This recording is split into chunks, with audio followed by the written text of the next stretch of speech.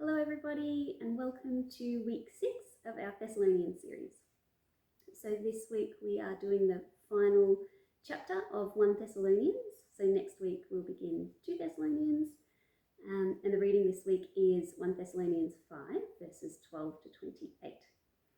There's no other articles to read or videos to watch this week. It's just the passage and the questions to go through together afterwards. In this passage, Paul packs a lot of practical instructions in for the Thessalonians. It reminds me of when I drop the kids off somewhere and I suddenly feel the need to remind them of all the things that they need to do.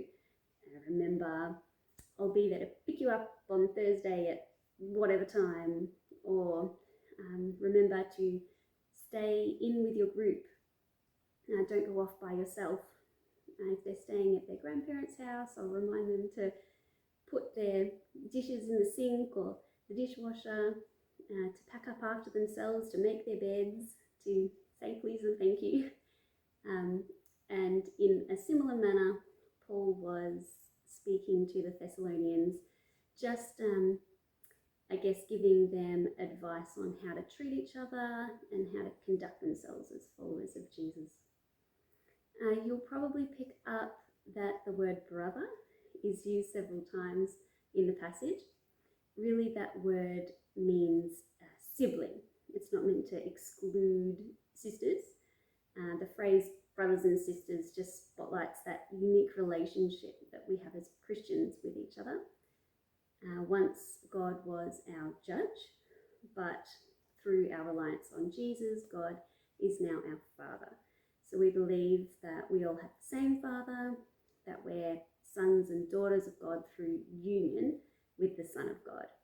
So I guess it's the difference between justification and adoption. So a courtroom and a living room. In justification, God is declaring us righteous. In adoption, God is declaring us as His children. Something else to note is that 1 Thessalonians is bookended by grace. So 1 Thessalonians 1 verse 1 begins with grace to you and peace. And now 1 Thessalonians 5:28 ends with the grace of our Lord Jesus Christ be with you. So Paul is alluding to, or he's implying that all 87 verses in between should be interpreted and applied in light of grace. The grace of our Lord Jesus Christ, so God's unevoked, unmerited favour, purchased with the currency of his Son's blood. And that grace is free for us, but it was extremely costly for Christ, but given freely. I'd like to leave you with Paul's words at the end of the chapter.